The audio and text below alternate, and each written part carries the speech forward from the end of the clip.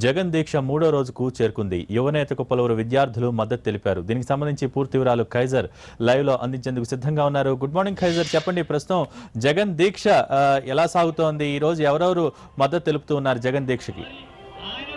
Thank you Bhogi.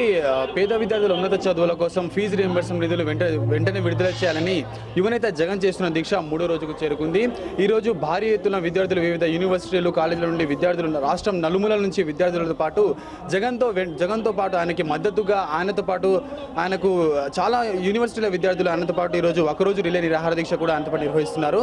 So మనకు మరిన్ని వివరాలు తెలియజేయడానికి జగన్ వర్గ నేత ముఖ్య అనుచరులు అంబటి రాంబాబు గారు ఉన్నారు. ఆయన అడిగి మరిన్ని వివరాలు తెలుసుకుందాం. అంబటి గారు, చెప్పండి, ఈ దీక్ష మూడో రోజుకి చేరుకుంది. జగన్ గారి హెల్త్ ఎలా ఉందండి? రెండో రోజు పూర్తి చేసుకొని మూడో రోజుకు చేరింది. కొంతమేరకు సహజంగానే జగన్మోహన్ రెడ్డి గారి ఆరోగ్యం క్షీణించడం జరిగింది. ప్రారంభించిన దగ్గర నుంచి ఇప్పటి వరకు ఆయన మంచినీళ్ళు తప్ప ఏది తీసుకోవటం లేదు. అదేవిధంగా 24వ తారీఖు సాయంత్రం వరకు మంచినీళ్ళు మినహా ఏ విధమైనటువంటి ఆహారం తీసుకోకుండా ఆయన కొనసాగించడానికి నిర్ణయించుకుని ప్రకటించడం జరిగింది. కొంతమేరకు క్షీణించింది. నేనైతే అనుకున్న వైద్యులు వచ్చి పరీక్ష చేస్తారేమో ప్రభుత్వం నుంచి అని, ఇంతవరకు అలాంటి ప్రయత్నం ప్రభుత్వం వైపు నుంచి కూడా జరగకపోవటం చాలా శోచనీయంగా నేను భావిస్తూ ఉన్నా. ఏదేమైనా 24వ తారీఖు సాయంత్రం వరకు ఈ దీక్ష కొనసాగుతుంది. ఇది ఫీజు రీయింబర్స్మెంట్ చెల్లించాలని డిమాండ్ చేస్తూ విద్యార్థుల అలాగే యాజమాన్యాలకు మద్దతుగా జరుగుతున్నటువంటిది ఇది. కాబట్టి ఇది మొదటి దశగా నేను భావిస్తున్నా.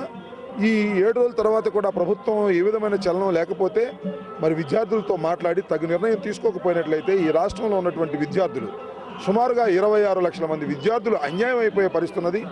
అదేవిధంగా యాజమాన్యాలు కూడా సంస్థలు నడుపుకోలేనటువంటి దౌర్భాగ్యమైన పరిస్థితికి నెట్టబడతాయి. కాబట్టి దీని మీద తగు నిర్ణయం తీసుకోవాలి.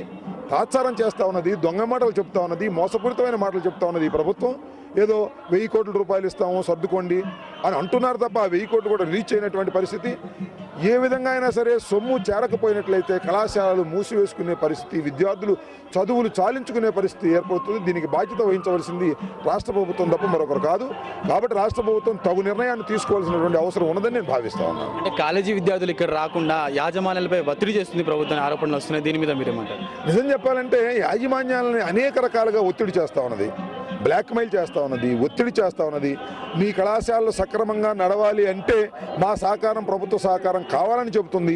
కొన్ని చోట్లయితే ఎవరైతే ఇంజనీరింగ్ కాలేజీకి సంబంధించినటువంటి వ్యక్తులు ఆ యాజమాన్యాలు మెడికల్ కాలేజెస్కి అప్లై చేసుకుని 2-3 సంవత్సరాల నుంచి మెడికల్ కాలేజ్ పెండింగ్లో ఉంటే మీకు ఆ మెడికల్ కాలేజ్ ఇస్తాము, మీరు దీనిలో కాస్త కాముగా ఊరుకోండి వాళ్ళని బతిలాడుతూ ఉంది. అన్ని సామధాన దండోపాయాలు ఉపయోగించి మేనేజ్మెంట్లో చీలిక తీసుకురావాలని ప్రయత్నం చేస్తూ ఉన్నది. అయితే మేనేజ్మెంట్ అది గ్రహించింది. ఒకవేళ వాళ్ళు చేసే ప్రయత్నాలు వింటే ఆత్మహత్య సదృశ్యం అవుతుంది మేనేజ్మెంట్స్కి. విద్యా సంస్థలు నడుపుకోలేని దశకు మనం చేరతాము. కాబట్టి వినకూడదనేటువంటి పరిస్థితి వాళ్ళకు కూడా ఇన్విటబుల్. కాబట్టి కాలేజీల్లో ఇవాళ మరి వసతులు కల్పించాలన్నా లేదా లెక్చరర్స్కి జీతాలు ఇవ్వాలన్నా బకాయిల్లో ఉన్నటువంటి కాలేజీ ఇవ్వలేనటువంటి పరిస్థితి. ఒక 1000-2000 కోట్లు కాదు, అది 3400 కోట్ల బకాయిలు పేరుకుపోయి ఉన్నప్పుడు వాటిని తీర్చకపోయినట్లయితే యాజమాన్యాలు అన్యాయం అయిపోతాయని వారికి తెలుసు. కాబట్టి దాన్ని వారు అంగీకరించడం లేదు ఎంత ఒత్తిడి చేసినప్పటికీ ఇన్విటబుల్గా. అయితే 24వ తారీఖు నుంచి యాజమాన్యాలకు కూడా నేను పత్రికల్లో చదివాను, తమ కళాశాలను మూసివేస్తామని కూడా ప్రకటించడం జరిగింది. కాబట్టి సాధ్యమైనంత వరకు మంచి నిర్ణయం ప్రభుత్వం తీసుకుంటుందని నేను భావిస్తా ఉన్నా, ఆశిస్తున్నా. దీక్ష ఈ రోజుకి మూడో రోజుకు చేరుకుంది. ప్రభుత్వం నుంచి ఎవరైనా ఒకరిని సంప్రదించడానికి వచ్చారా జగన్ గారితో సమస్య పరిష్కారం కోసం? కానీ సమస్య పరిష్కారం చేయడానికి వస్తారని కూడా నేను అనుకోలేదు. కనీసం ఆయన ఆరోగ్య పరిస్థితిని తెలుసుకోవాల్సినటువంటి బాధ్యత ఈ రాష్ట్ర ప్రభుత్వానికి ఉన్నది. ఆరోగ్య పరిస్థితిని కూడా తెలుసుకోకపోవడం చాలా దురదృష్టకరంగా భావిస్తున్నాను.